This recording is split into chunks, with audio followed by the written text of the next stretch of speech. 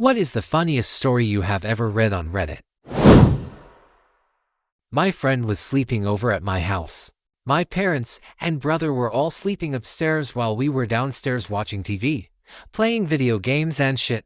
At around 1 a.m. he asks if this girl can come over. He really wants to get with this girl. And I don't want to turn him down, so I reluctantly agree. On the condition that she's quiet. The three of us are hanging out and I make some excuse to leave the room so my friend can have some alone time with this girl. I'm upstairs in my room when I start hearing loud moans. This is bad news for me, but great news for my friend. He's losing his virginity to a girl he really likes.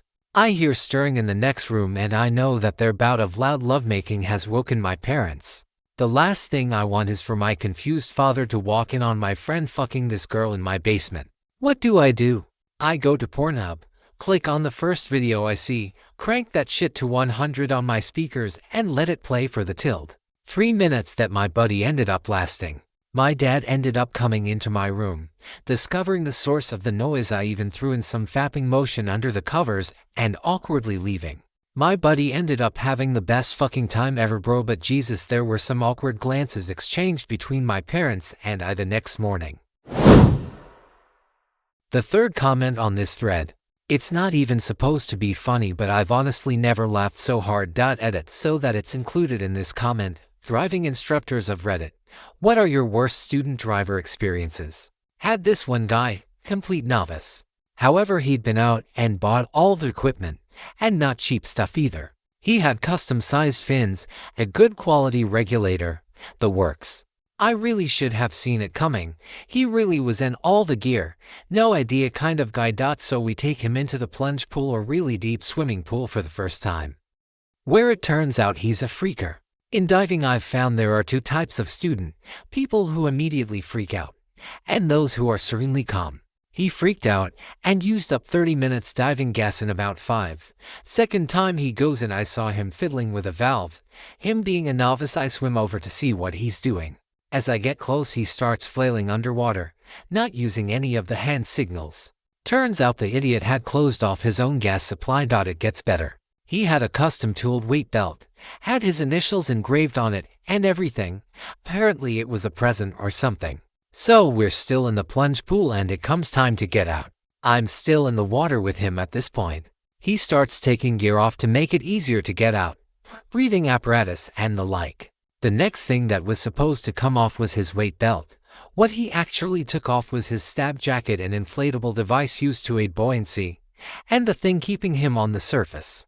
So with nothing keeping him buoyant, and with no scuba gear, he lets go of the side to swim to the ladder. Of course he rockets to the bottom of the pool, where I have to forcibly remove his weight belt, whilst trying to buddy breathe him. Once back on the side of the pool, I got an earful about how I had to go back down and get his weight belt. After all, it was my fault he'd had to take it off. I'm such a bastard for not letting him drown. I first saw this posted in a things you didn't know about movies type thread, which I can't find back, where they suggested that Gaston was actually a protagonist in Beauty and the Beast. I can only find it in an unrelated thread now. https://www.reddit.com/r/funny/comments/q3g4c/I_woke_up_and_my_this_courtesy/ In Beauty and the Beast, Gaston ate 4 dozen eggs daily when he was a child. That's 48 eggs a day. As an adult, he adds another dozen, tallying up to 60 eggs a day. This is nothing short of genocide. My theory for why Gaston is beloved by the townsfolk is that sometime prior to the start of the movie, France was overrun with poultry. Helpless at the claws of the chickens, the people of France were preparing to abandon their country, when a lone child stepped forward. "I eat the eggs," the young Gaston bellowed, "and I will save our homeland." And so it was. Gaston ate and ate until he was roughly the size of a barge. How the cholesterol didn't kill him can only be attributed to his inhuman fortitude. This is where the story turns tragic. What Gaston hadn't accounted for was developing an addiction to the eggs. As he aged, he ate more and more, and with the chicken crisis over, his addiction began costing him financially. There's a scene during Gaston's song where he motions to a wall full of his hunting trophies. But why are they there? Does he own the bar? No, he sold them for egg money. The fact he never brings up his egg addiction or his prior heroism can be attributed to another one of Gaston's defining character traits, his struggle to be emotionally open, and his modesty. It's not easy being the man who saved France. I think the saddest scene is when Belle shows Gaston the book, and he holds it upside down. See, Gaston seems brutish, but remember, his entire childhood was spent eating eggs. He didn't have time for an education. He sacrificed his upbringing for his countrymen. He can't even hold a book correctly. What Gaston wants to say, what he's struggling to articulate, is Belle, I'm dying. A lifelong diet of a quite frankly insane number of eggs has left my body bloated with tumors. Before I shove off this mortal coil, I want children, who might experience a world without the oppression I have suffered. Belle cruelly mocks him, which goes to make you wonder who the real beast is. When Gaston sees the beast in the mirror, two thoughts run through his head. First, he sees his countrymen in danger once more, and despite being riddled with egg tumors, wants to lead the masses to one last charge of glory since fighting for France is all he knows. Second, he realizes Beast's hat is about a month's worth of egg money. So he sieges the castle, and in one of Disney's most tragic moments, plummets to his death. Another reason Gaston wants to marry Belle is because, as mentioned above, all he knows how to do is to fight for France and its people. Gaston saw Maurice as a genuine danger, and he's not wrong. Consider the hellish contraption Maurice created. One look at that war machine, and Gaston hatched a plan. Marry Belle, and get close enough to Maurice to talk him down. Mind you, he did love Belle, and wanted to be the father of her children, but the danger presented by Maurice forced his plan into action immediately. When that fell through, he had no choice but to throw Maurice in the asylum, something marrying Belle would have fixed, since he would once again be close enough to Maurice to influence him. As a man that has reached the ripe old age of 48, I can promise you I have seen some shit go down. This one totally takes the cake for me though. I was waiting out front of a truck stop back in the mid-80s, sitting on a park bench with a guy that had a big Rottweiler kinda dog on a leash with him. I tried to make small talk, but he was quite a sourpuss.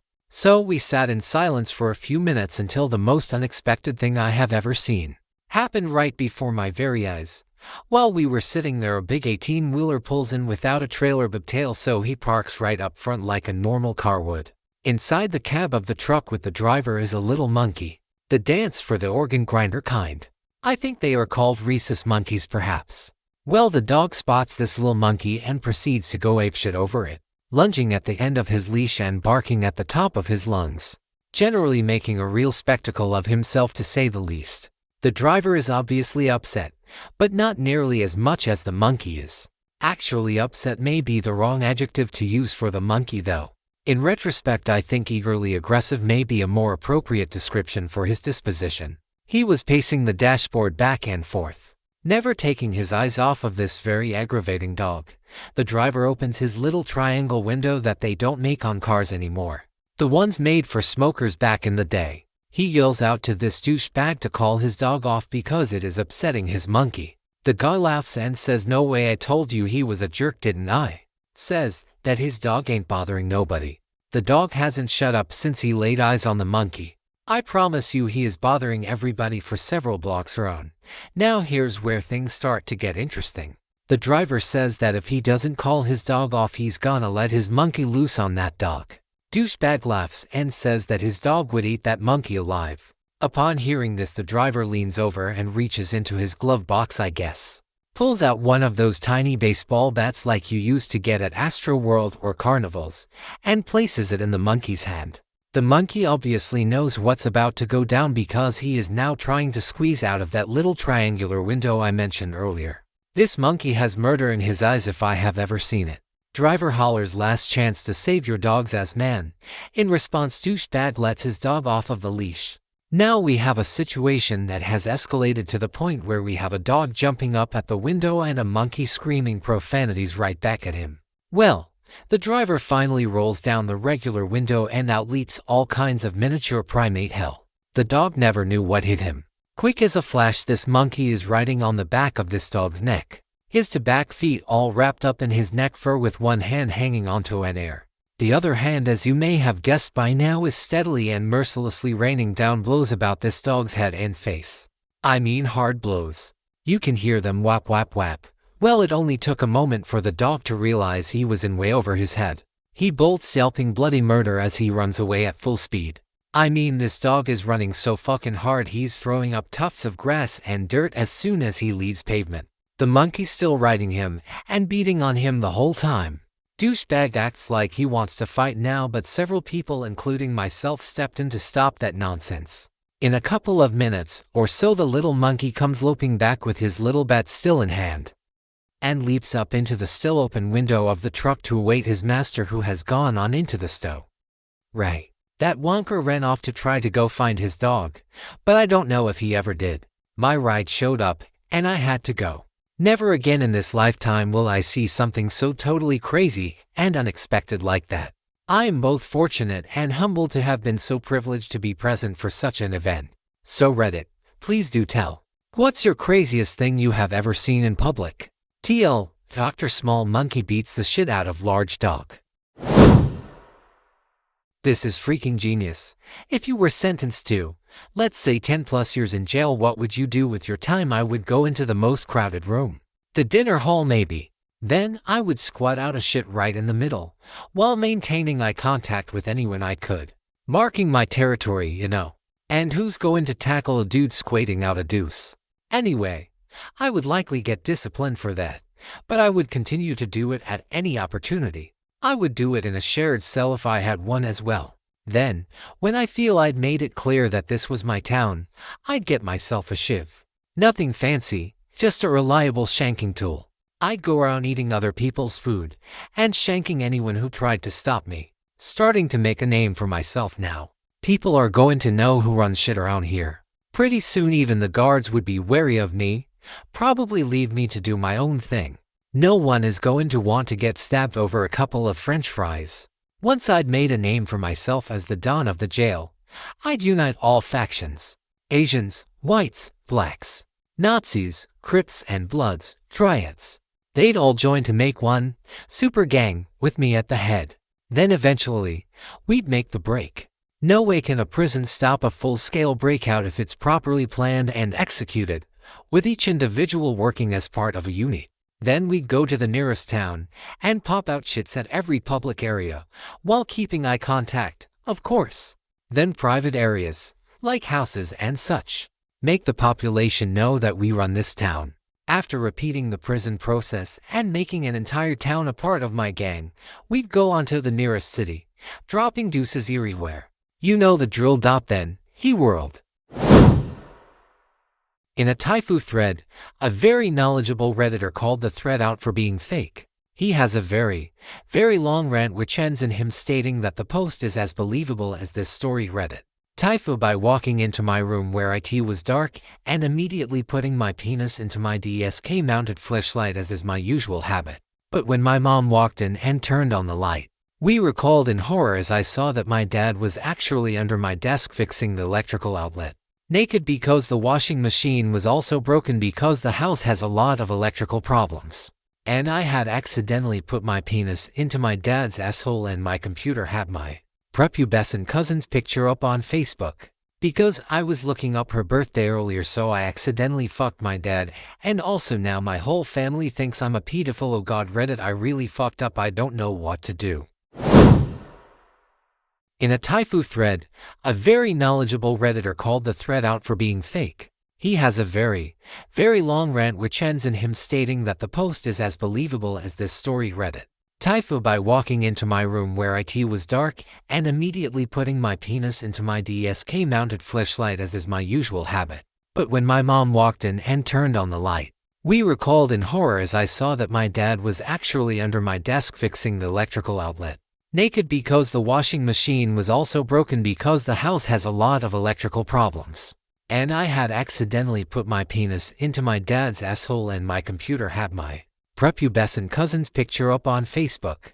Because I was looking up her birthday earlier, so I accidentally fucked my dad, and also now my whole family thinks I'm a pedophile. Oh god, Reddit, I really fucked up. I don't know what to do. As a bagpiper, I play many gigs.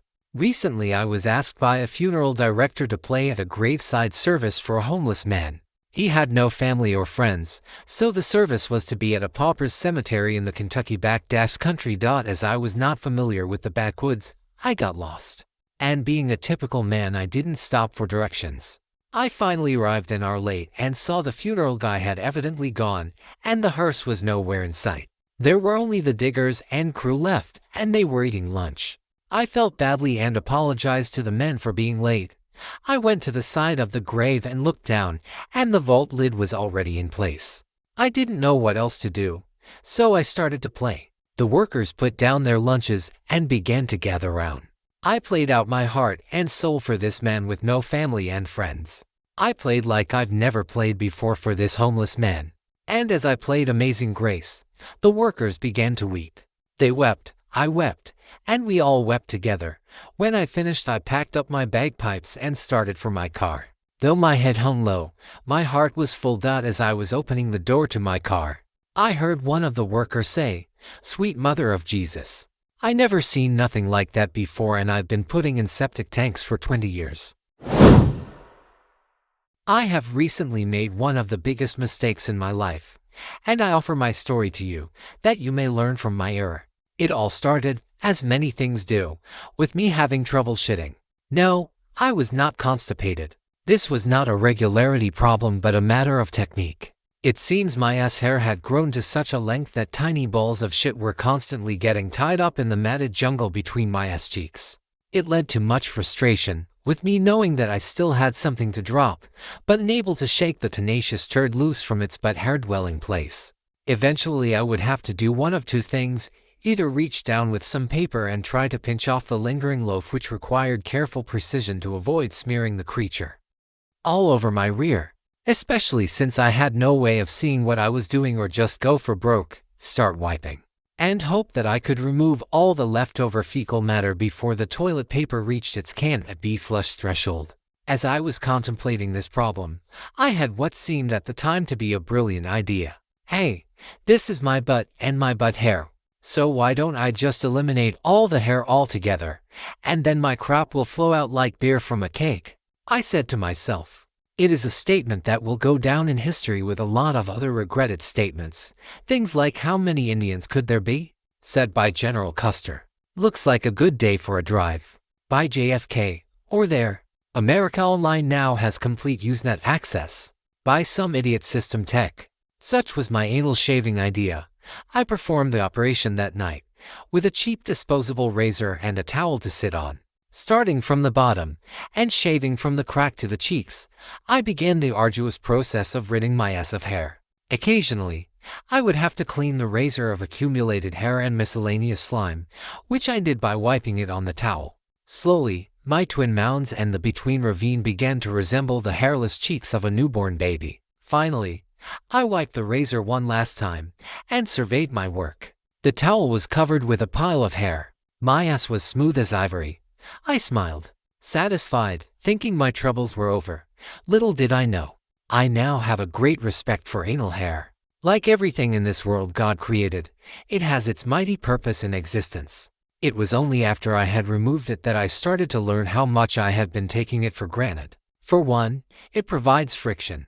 I learned this the next day, when I walked out into the sun heading for class. After climbing 2 flights of stairs and starting to sweat, I started to notice something unpleasant. The sweat was accumulating in my crack, and was causing the unpleasant sensation of my 2 ass cheeks sliding past each other with every step. I thought about going to the bathroom and wiping it off, but had to get to class. Eventually, I thought it would dry. And fortunately, it did dry, but only after mingling with the microscopic shit molecules lingering around my brown starfish. When I stood up after class, my cheeks were stuffed together with a slimy, sticky shit sweat combination. As I made my way back to my dorm, it started to itch. And I mean it itch. Felt like a swarm of ants was making its way up and down my crack, fighting to keep from jamming my hand down there and scratching away. I rushed back to the dorm, and fortunately again, this exertion caused me to sweat, and when I finally reached my room, my cheeks were sliding back and forth against each other like a pair of horny cane toads. I quickly dropped my pants and attempted to dry my ass off by sticking it in front of a fan and spreading my cheeks. As I pulled the two mounds of flesh apart, a horrible stench burst free and filled the room. Every dog within a 4-block radius started to howl. I had it worst of all, as the ripe aroma of festering shit, sweat went into the fan and blew back into my face. I fought to keep from heaving, and as I sat there, fighting vomit, my ass cheeks spread and dripping, with the concentrated aroma of my body odor mixed with the tangy smell of my own shit blowing right into my face. I had only one thought: it will be like this until the hair grows back. Weeks later on, trying to deal as best I could, wiping my ass at every opportunity, I discovered another wonderful use for ass hair: ventilation. I attempted to launch a fart, only to have it get stuck between my ass cheeks. Apparently, with no hair, the two pink twins can get vacuum sealed together, and the result was a frustrating fart that slid up and down between my cheeks like a lost gerbil. As if that wasn't enough, I am now enduring further torture. As anyone who has ever shaved anything knows, when hair is first growing back in, it comes in as stubble. Imagine your ass having the texture of a Brillo pad. Well, that's what I am dealing with now. It is a hellish torture, and there are many times when I just look out the window and contemplate why I shouldn't just jump out and get it all over within one fleshy splat.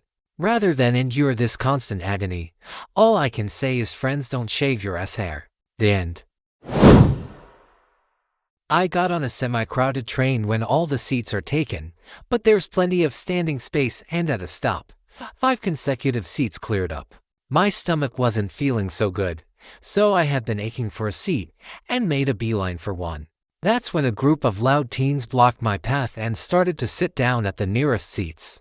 I went around to the farthest seat, but one of the group slipped right under me and said, "Excuse me," obnoxiously, and took my seat. Tired and not feeling well enough to argue, I went back to leaning on the train door. And fortunately, my stomach started bubbling and a munitions factory started up. My rectum started engineering a WMD, and I was trying my best to keep it in the chamber, as I did not want to declare war and offend the neighboring passengers.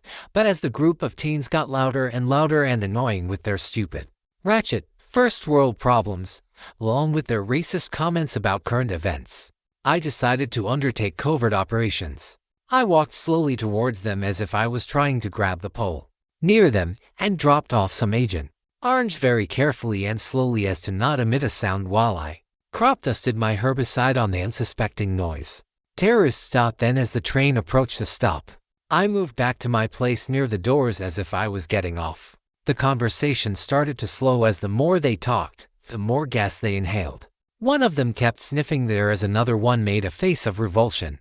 I shared in their pain, as a little bit of the gas had crept with me and attacked my very senses. Their faces grimaced for a while, and their conversation led to them accusing each other for the foul smell and being a pussy if you don't own up to it, and how no one called safety. It was a terrible smell and it lingered. Holding back tears of laughter and smell crime, I felt another bomb lock into place. I was Enola Gay and I had a second payload. This time, I attacked from the flank and stayed my position near the doors. I dropped my nuke mere inches from the back of the head of one of the teenagers.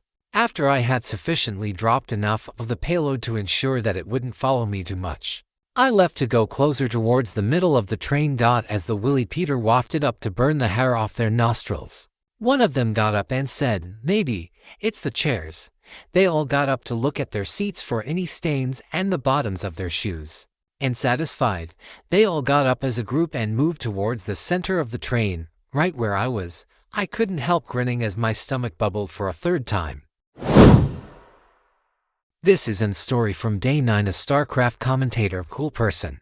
You'll single Day 9 and is a history about killing time in a long flight. So I'm on this direct flight from Claremont, my college town, back to Kansas City, my hometown, for winter break. Since it's a direct 3-hour flight, it's too short for them to have in-flight entertainment, but it's so long that I'm gonna be bored out of my goddamn mind. So, of course, I guess I'm beating off like 5 times during this flight. It's one of those small-sized slingshot airplanes that goes really fast but is really unstable and has one tiny cramped aisle. So I'm sitting in my anorexic bucket seat with my shitty peanuts waiting for the plane to hit a high enough altitude when I finally hear, thing, this is your captain speaking. We have reached a cruising altitude of 30,000 feet. You are now free to move about the cabin. Big success. I think to myself, the time is right. Of course I don't rush to the bathroom, no need for that. Why not give myself a little tease? I gently, slowly unbuckle my seatbelt. I stand up and stretch a little bit. I take a nice slow, leisurely walk to the bathroom at the back of the plane. Masturbation, this good deserves foreplay of its own. I get to the bathroom, close the door, and slide my pants on down and start working myself. Oh, holy Lord, it's amazing. I mean, I don't know if you know this or not, but I am really good at masturbating. I'm in a 2-square-foot, dimly lit bathroom. But I feel so good, my back is arching and my foot is cramping and I'm nearly ready to start screaming my own name. Then suddenly, turbulence. Egg shit. I hate turbulence. It's not that it makes me feel sick or nauseated. Turbulence makes me feel like I'm about to die. So, I'm trying to jack off. And suddenly the jerk in the plane floods my body with adrenaline, and I grab the handle in the bathroom and I'm like, oh shit. Do you know how hard it is to come when you feel like you're about to die? I mean, seriously, imagine jacking off while there's a guy with a loaded gun to your head and he's screaming, come on, come you pussy. Do it come? You'd be shivering with eyes closed. Tears streaming down your face as you sputter through little snot bubbles just begging your dick to come. Please come. You'd weep, I wanna come so bad. So there I am trying to think of every dirty thing possible so I can finally orgasm. But all that's going through my mind is, God, I need to reconcile with my dad and tell my brother I love him, etc., etc. And while I'm distracted in a mess of standard pre-death thoughts, I don't realize that I'm about to come. Holy fuck, I say as I fumble and try to grab some Kleenex from the box on the counter. However, in my stuttered panic, I just knock the Kleenex box over, hit the stewardess help button, and I come directly onto the floor. Still in a state of panic, I'm like, fuck, I need to turn this button off, so of course I geniusly press it like 5 more times trying to turn this off. Naturally, the button just goes ding ding ding ding, making my situation seem all the more urgent. And I can hear the stewardess rushing to the door since I appear to be in desperate need of help. Focus, Sean, focus. I think I need to hide my dick. So, this is genius. I pick up the Kleenex box from the floor, pull out 5 pieces of tissue, and I just lay them on top of my erection. So it looks kinda like a little dick tent. So, the stewardess, responding to my urgent spams of the stewardess help button, proceeds to open the bathroom door just like I knew she was going to. She looks on the ground to see my epic protein stain, looks up at my glorious dictin, and then you know what happens. We make eye contact. So she's looking at me, and I'm looking at her, and in general I dislike awkward silences. However, this was in all kinds of awkward silence, so I figured it was necessary to say something. So, I did the best I could. I look her right in the eye and say, it is what it is. Why did I say that? What a stupid thing to say. Well, I guess it's hard in that situation to play it off cool. I can't be like, hey, I know smoking isn't allowed on the plane, so do you have a stick of gum? So she shuts the door, and I clean myself up and spend another 3 minutes trying to clean up the mass of cum on the floor. Even though I did a pretty good job, it's damn hard to get that shine out of the laminate flooring. I'm finally done, so I open up the bathroom door to see a line of 10 or so people that's been building up since I went into the bathroom like 20 minutes ago again. It took me a while since it's difficult to come when you think you're about to die. I get to look across the line of all of them and say the only sensible thing I can think of. For those of you going to use the bathroom, I'd make sure you're wearing shoes. This is true. I remember it awkwardly at least once a day. It hurts my soul. I went to a friend's wedding in a small town far away. We drank beyond what any sane people would drink that Friday night. Got up hungover, he gets married, then we hit the reception. I black out and my buddy drives us back to the room. I wake up in my tux about 2 hours before my plane is to depart. Haul ass to the airport with my friend, both tremendously hungover. We get through security and I am so nauseated I cannot stand it. Down a huge Gatorade and bottled water to try to rehydrate. I duck into the bathroom about 2 minutes before boarding to clear out the bowels, praying it would relieve the nausea. It doesn't. I boarded the plane in a cold sweat. I was sitting in the second row. A nice old woman comes and sits beside me. She has a bag of something that I can smell. It is food of some sort. I swear to you on my life I had my first true panic attack right then. The smell of that food. I knew then and there that I was going to vomit. I was sweating so bad. The old lady asks me if I am okay. I say yes and stand to excuse myself all the way to the back of the plane to the restroom. The flight attendant tells me to sit back down. We are backing away from the gate. I argue for a second, but I know deep inside it is too late. I started crying and shaking. I am a grown man and I am sitting beside this tiny old lady with a bag of what is apparently rotten broccoli, crying my fucking eyes out. The attendant comes back. I am inconsolable. Everyone is looking at me like I am a fucking terrorist. It is building. I am panicking in my head that I will shit myself as I vomit all over the row. Finally my body decides it is over. Because fuck you for drinking for 2 straight days, motherfucker. I reach in a panic for the airsick bag and pull it out. I will never forget the look on that poor little old lady's face. She is gripping both armrests and arched back away from me. Her eyes were the size of dinner plates. The attendant is asking me to calm down. Everyone is looking, and I let loose. The Gatorade and Aquafina are still in my stomach, so it is a massive stream of red vomit. Real demonic looking shit. The bag is about halfway full when I begin farting uncontrollably. The only thing that saved me from shitting on myself was the pre-flight bowel clear. I involuntarily am squeezing the bag. Red puke is all over my lap and seat. The old lady is screaming and trying to push her way out past the attendant. I am crying and puking and farting relentlessly. Nightmare. I had to ride 2 hours with these people. They had all witnessed a small personal nightmare.